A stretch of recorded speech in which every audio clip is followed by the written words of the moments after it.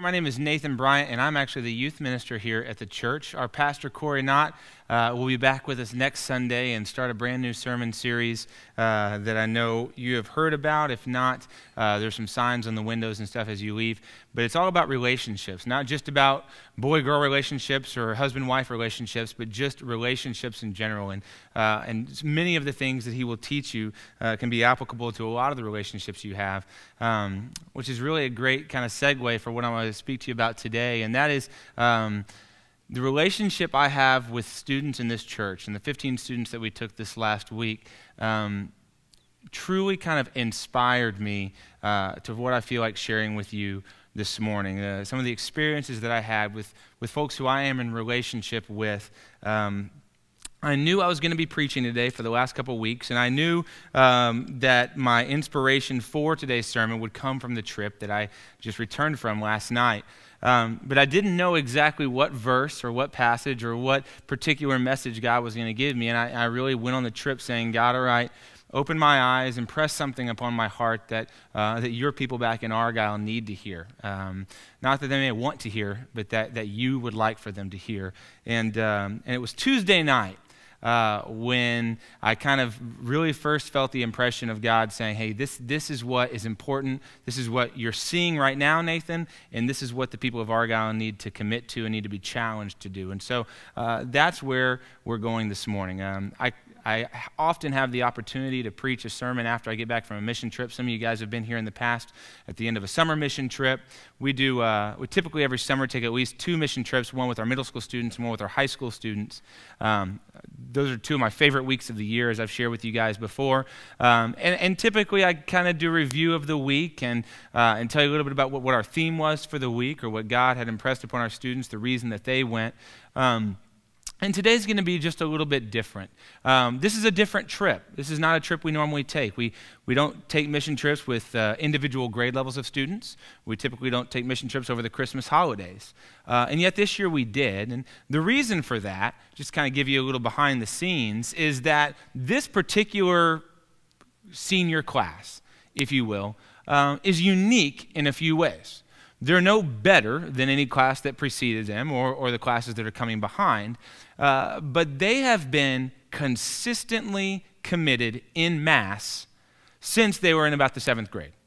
We got our hands on a few of them in the 6th grade before the Zone 56 ministry really kind of got off the ground, and we started that here. But since the 7th grade, the greatest portion of them has been committed.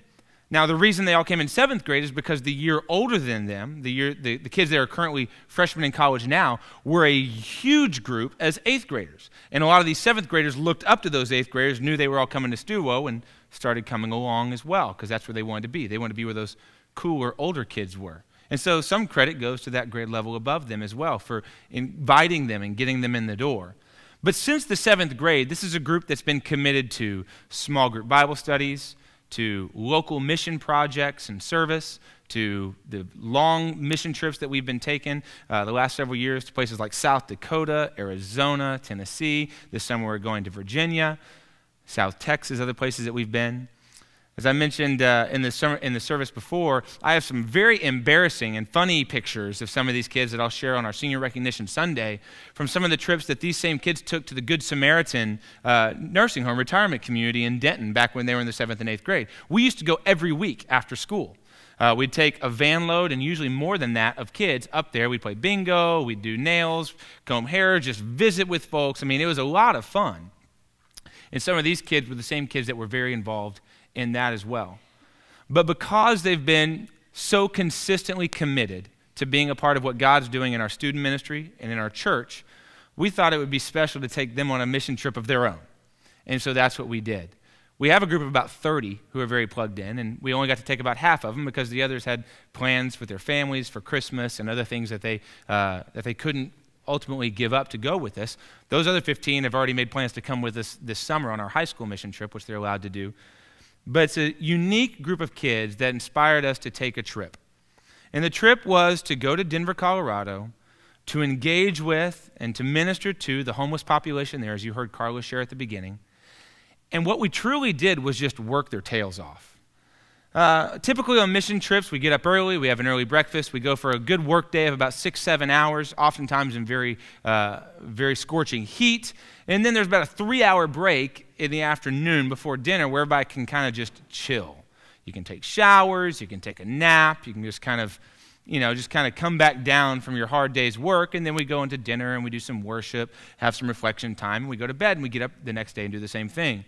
Well, over half of our group was in this parking lot at 3:30 a.m. last Sunday to get in a van to drive down to Dallas Love Field to catch a plane that, of course, routed them not because of Southwest, not just from Dallas to Denver, but with a layover off the plane in Albuquerque. They didn't get to Denver until after 10 o'clock that time, which is after 11 o'clock Texas time, just to get there. Then I took them on this tour of Denver where I pretended like I knew everything about the city because I've been there for 3 days, back about a month ago. So I'm basically driving them up and down the one street that I know, and I'm telling them, hey, on your right you'll see, on the left you'll see, on the right you'll see, you know. So they had to put up with that. Then we all go shopping because we're buying all sorts of supplies and groceries and things like that to do the projects and to do the service, to serve the meals that we're going to be cooking and serving for the week. Then they get to come home. They have about a 30-minute window for a nap, which almost all of them took advantage of. Then we got back in the vans, drove back into Denver, went to church on Sunday night. How many of you, when you're out of town, actively look for a place to go to church on a Sunday? Is that something you do? We do. I mean, I don't know. My family does. I love going to church. I don't know about you. Maybe that's why I work here and you don't. But it's just like, I like going to church. There's something cool about being with God's people where they worship. And so when we knew we were going to Denver, I already knew where we were going to church. Like, there's this really kind of cool church. They don't even have their own building. They're like a network of house churches, and they meet in the basement of this other church in south downtown Denver. And there's this basement, if you put like the two groups, the two middle sections of this room together, kind of back to the door, that's about as big as the basement is. They fit about 400 people into that. All they had was an acoustic guitar and a piano. Half the songs we sang a cappella, which was kind of weird, but very cool. The most intimidating place to lead worship, I guarantee you, because that 450 sounded better than any choir I've ever heard. We're talking 3-part harmonies, the lowest, deepest voices, the highest, most pretty voices, and they're singing these songs with all they've got. It was incredible. Ultra modern, and yet we closed the service with an a cappella doxology. We recited the long form of the Apostles' Creed. It was just this beautiful blend of what God is doing now in a group of pretty young people, to be honest with you. And we went to church. Service lasted an hour and a half. Not a single one of my seniors complained. Then we go to dinner. 8 o'clock. They're all like, can't we just not do dinner? No, we're going to dinner. We all go watch the Cowboys lose their game on the TV, right? I mean, we got to do that. Then they're like, okay, well, when we get back, we can go to sleep, right? No, Nathan and Carla want you to reflect on this day. They're like, let me show you what we can reflect on. No. So we get back. We spend about another hour doing worship, talking about what we're going to do for the week. Then Monday, Tuesday, and Wednesday, that was our first day. That wasn't even really a work day. That was more of like a prep day. Monday, Tuesday, and Wednesday, we woke them up as early as 5 a.m., where they were not just serving breakfast, but actually cooking breakfast, flipping pancakes, cooking bacon, engaging with people as they're serving them. You know, we get done cooking breakfast, and then we start knocking out shelves and closets and rebuilding things and reorganizing donations. And then we get done with that, and we go immediately to some other place to serve an early dinner. And we eat dinner every night, our own dinner every night after 9 o'clock. We'd come back. They're like, is it time to go to bed? Nope, we got to sit and reflect on the day. 3 days in a row of early morning to late night. And truth be told, I make some jokes, but there wasn't any complaining that happened the entire time. They weren't mad at us for not giving them a 3-hour break to take a nap. They were content with the 30-minute windows they would get here and there, or maybe just the nap on a friend's shoulder in the van as we were driving from one organization to another as we served. But Tuesday night, as we had finished our second full day of serving, we sat down. My friend John Kang came on the trip, and he sat down and led us in a few songs of worship. Carla kind of led this discussion, if you will, with the group and asked them if they would kind of share what we call God sightings. We tell them at the beginning of the day, we want you to look for where you see God at work, and we want you to be able to share that with us at the end of the day, if you would, if you feel comfortable. And so that night, we started sharing our God sightings, and a few people talked about how their God sighting was just the smile on someone's face as they gave them a meal, or an employee of an organization who had these 2 closets that were just full of just junk. We went in and took it all out, tore out all the stuff that was in the closet, put these beautiful shelves in the closet that, fingers crossed, are still there, and put all the stuff back, organized it for him. He came back in after lunch and he's like, wow, I can use these closets now. He wasn't homeless, but he works at an organization that ministers to homeless. And so we talked about these God sightings throughout the day. I shared that I saw God in some of our students, in some of our adults. We have some amazing students and adults. Carla talked about how the future, the generations to come, there's hope. There's not just hope, guys. It gets better. I know that there's this sentiment that, like, my grandparents' generation is the greatest generation of Americans. And the proof is there. To know what my grandparents and many of you have gone through throughout your life, truly a great generation. I believe there are better generations to come. I work with them every day. They get things at this age that maybe kids in my generation don't get until we're like 35, 40. We're figuring this stuff out. And I'm not talking about like parenting things and life experience things. I'm talking about the way God sees things. And it's taken me this long to kind of have my eyes open to, they get it now. They're like, that doesn't make sense. It doesn't make sense that we've always been taught this, or that the church always, this is what I'm reading here. This says love. This says a judge. This says embrace, not push away or ignore. And they get that, and then they don't just talk about it, they go and do it. So that's why I say the hope isn't just there, that there's like this sliver of hope. The hope is there because it's going to happen. But as I'm spending this week, and I understand why it happens, because the mom that we took on the trip, many of you guys know Laura Thompson, she has a gift, and she's not in the service, so I can brag on her for a few minutes. She would have cried and probably gotten mad at me if I had done this at the last service. But on Tuesday, we were serving breakfast, we were doing some different things, and the way in which there was a young woman named Danny at one of the shelters that we served at the drop-in center, actually. And Danny, first of all, started talking about how she loved bacon or something. It was hilarious. She loves bacon, and she did a magic trick. I'll share this with you. She said, "You want to see a magic trick?" I said, "Sure." She goes, "Look, 2 pieces of bacon."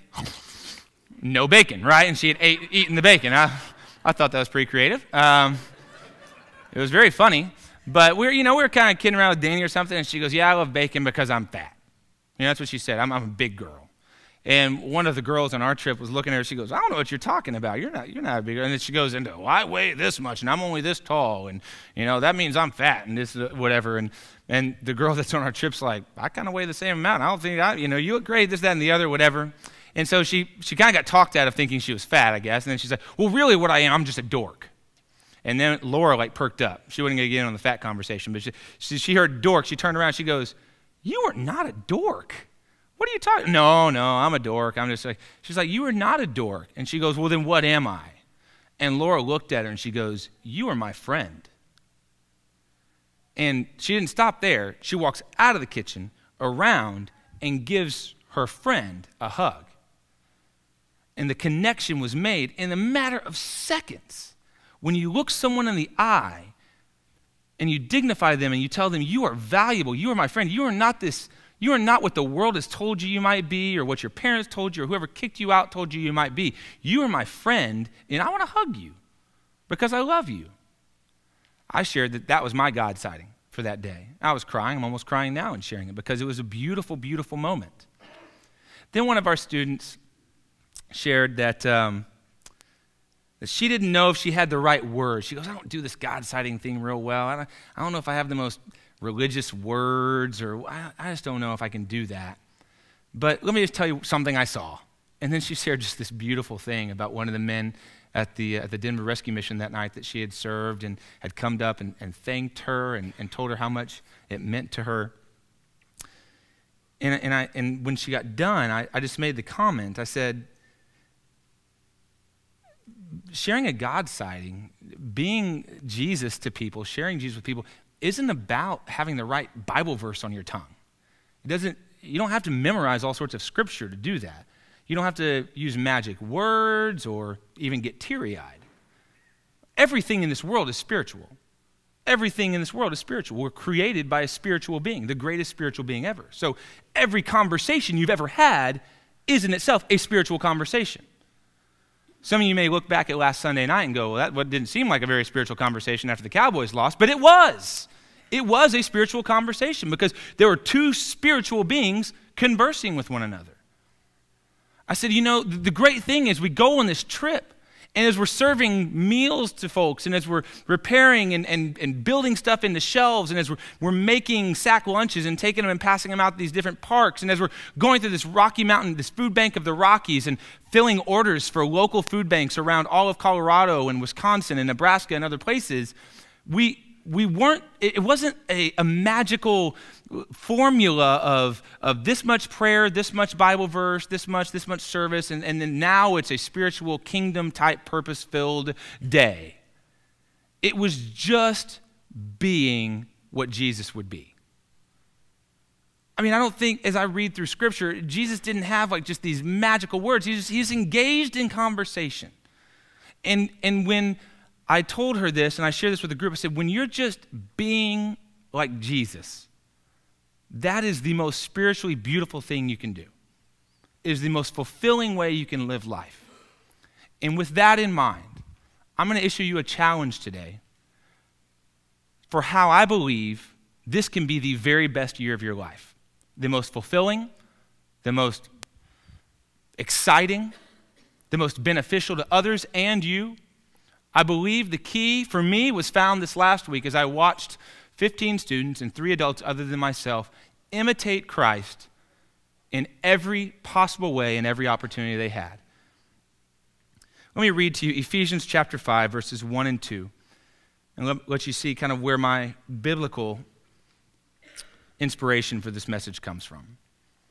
It says, imitate God, therefore, in everything you do, because you are his dear children.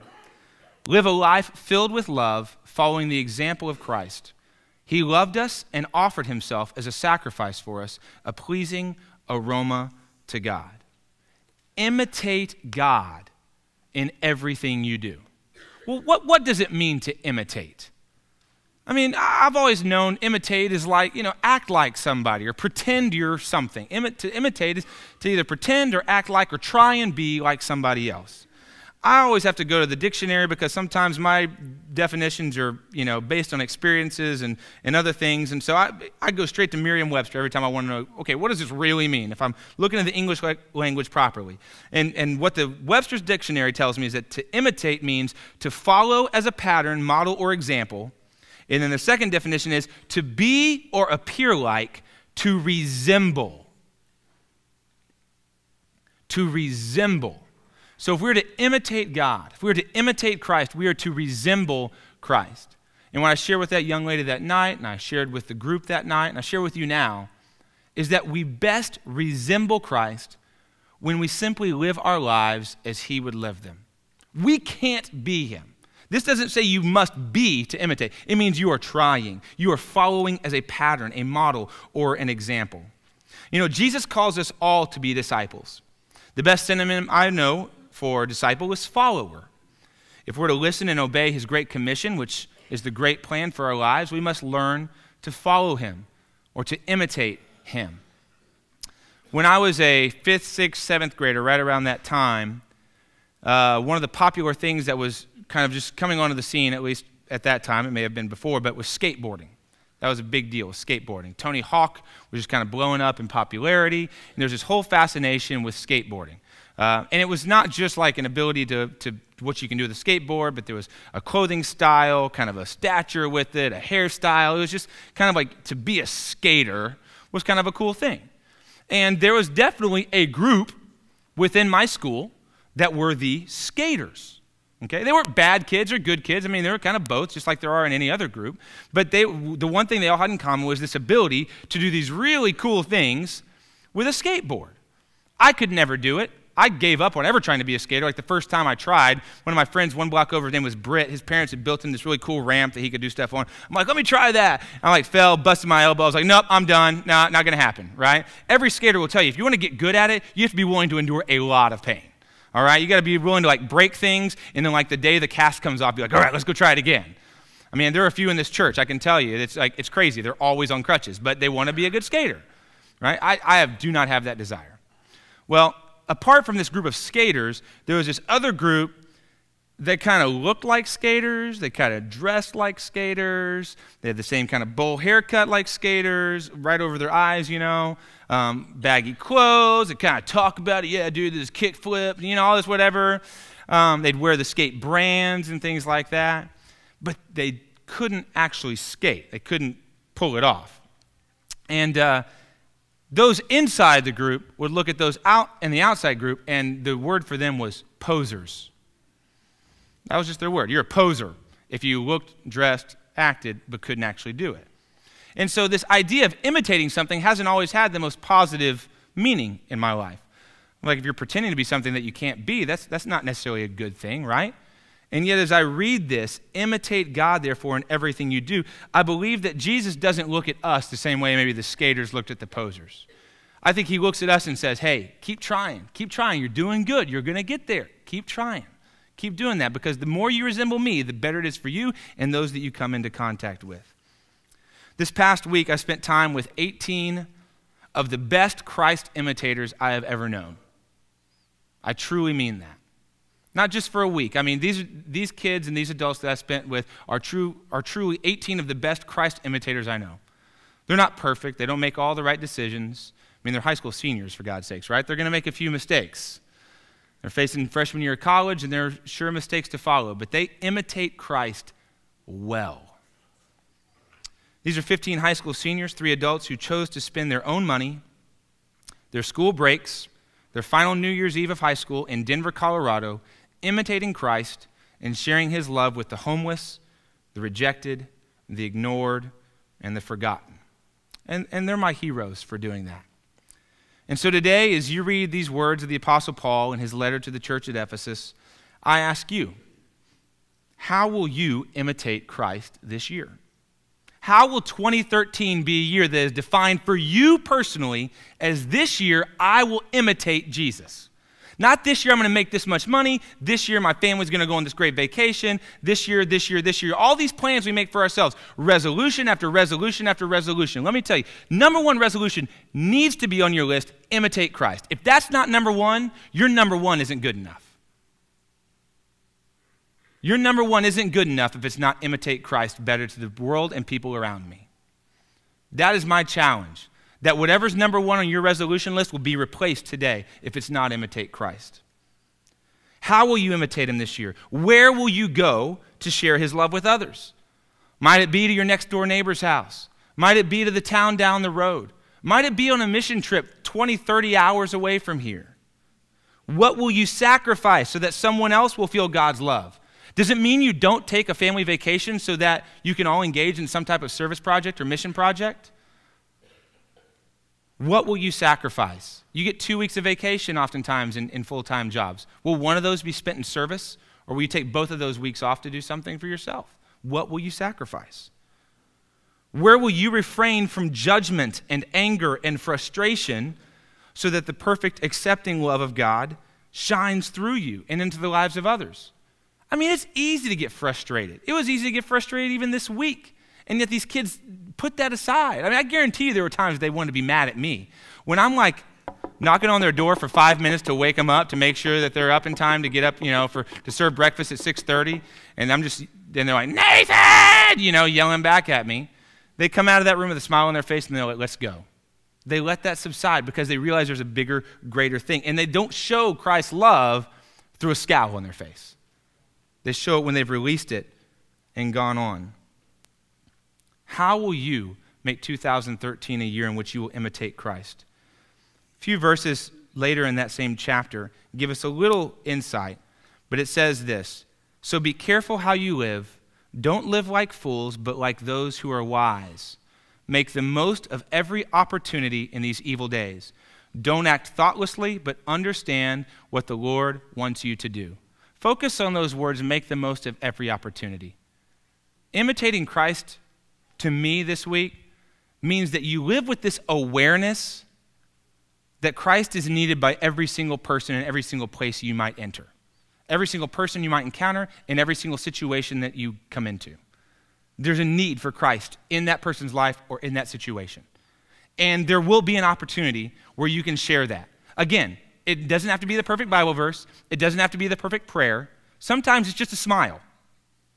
One night, we were serving at this place called The Crossing. It's a ministry of Denver Rescue Mission. It's almost like a halfway house. So after they've come into the program, they've gotten a full-time job. They provide them an opportunity to pay low rent as they continue to build up their savings and other things.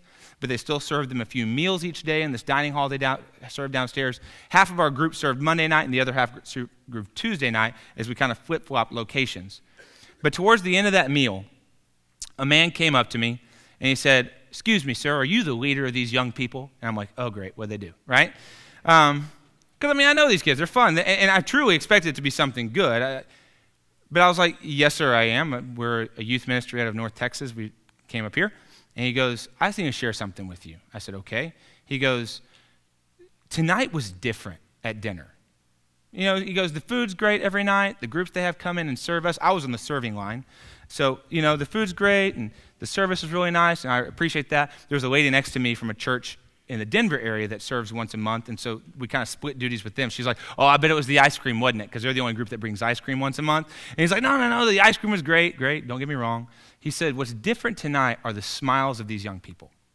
And what he was talking about is about 5 or 6 of them that were bussing tables. So as people were done getting with their meals, the folks come by, they'd take their tray, they'd take it over to the dishwasher, they'd wipe down their table, they'd ask if there's anything else to go. He said the smiles of these young people. He said, "I was sitting at my table, and one of your young people came over, and they smiled and asked if there's anything else that I needed, and they took my tray, and they did the whole thing with a smile on their face, and we kind of looked at each other like, what's going on tonight?" And we all started looking around, wondering if there was cameras. Is there something going on? Is somebody filming what's going on right now? I said, "No, sir, we're just in Denver to serve. We're just here to serve." He goes, "Well, tell your young people that their smile made all the difference." Think about that. It's not a magical word. It's not some great insight that you have. It's a smile. Sometimes that's all it takes to imitate Christ. It's a smile. But if you don't see that opportunity, you won't take it. And you just go on about your day, ignoring what might be there. 3 things I think we can do to imitate Christ this year. I'll quickly run through them. One is that we can love the unloved. When I see Jesus and I read through the Gospels and watch his life, watch his ministry, I see that he was always reaching out to the unloved. Not the unloved by God, but those who are typically unloved, forgotten, kicked out, incarcerated, judged by their society. You think about the woman at the well. I think about Zacchaeus, the wee little man. Right? I think about Jesus. I think he loved the unloved. I know that's what our students did this week, is they reached out to folks, and because I saw it on the faces of girls like Danny when she received a hug from Laura. I don't know that she had had a hug from someone who called her friend in a very, very long time. That was special. I believe we can also do this by investing in relationships. On Thursday night, we celebrated New Year's Eve. Now, some of you are looking at me and saying, that was January 3rd. Nathan, you're a little off. But see, we were serving dinner on New Year's Eve, and so when we got to the house we were staying at on Thursday night, we decided we're going to do it up right. We're going to celebrate New Year's Eve a few days later. And so we got dressed up, like fancy, those little like sequiny dresses some of the girls wore, and I put on like a dress shirt and a sweater, and one of our guys actually wore a full tux. It was true. It was great. We did a little karaoke, we danced a little bit, we just hung out. But right about 10 minutes before midnight, we cracked open these bottles of sparkling cider, right? So we had our grape juice, we had like our apple pomegranate, our apple cider, thank you. I promise it was just cider. And we got out the fancy glasses that this house had. We poured these glasses of cider, and we toasted to one another. Carla toasted to the kids. John toasted the kids that he loved so much during his time here and the opportunities he's had since. And then I had an opportunity just to share with them how proud I was. How proud I was of them, because they had not just sacrificed for this trip, but what I'd seen over their lives for 6 years is a testament to the fact that they get it and they want to imitate Christ. Again, none of these kids may win Bible trivia. A few of them might, because they're really into that stuff. But they understand who Jesus was. They know what Jesus did. They know how significant that is. And they imitate him better than anybody I've ever known. So I share with them how proud I was of them and how much I believe that their best days are yet to come. It was an emotional time. There were lots and lots of tears. But the reason that it was so special is because these are relationships that I've had now for 6 years with these students.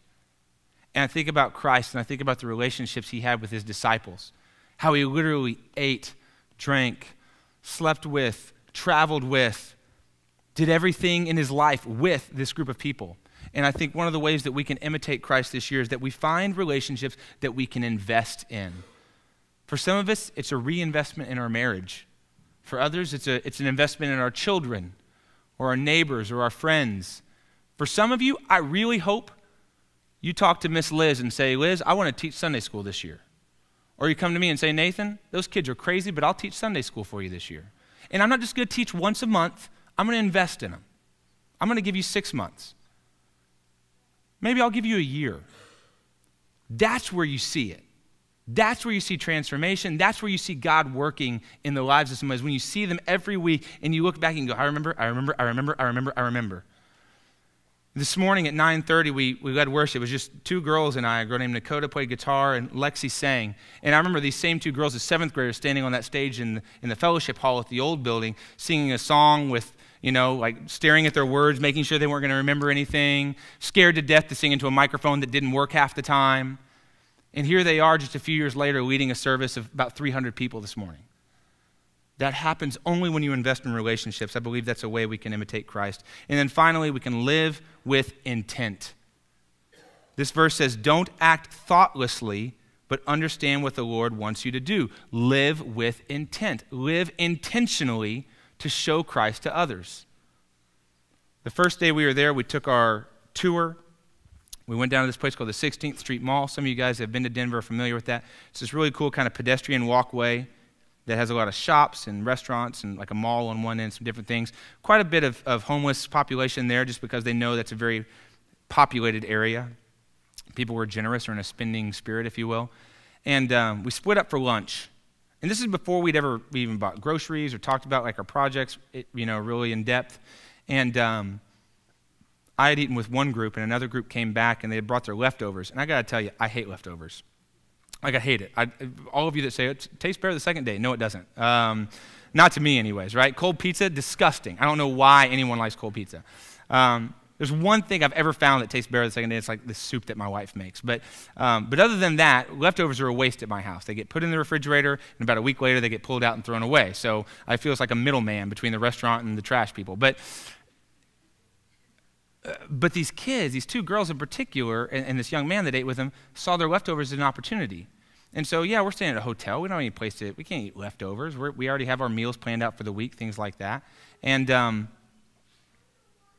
they brought back their leftovers, and they had written on the top of it, Merry Christmas, God loves you, have a great day. And there's like, Nathan, you're driving the van. As we come across somebody who says the sign that says hungry, we're going to give them this meal.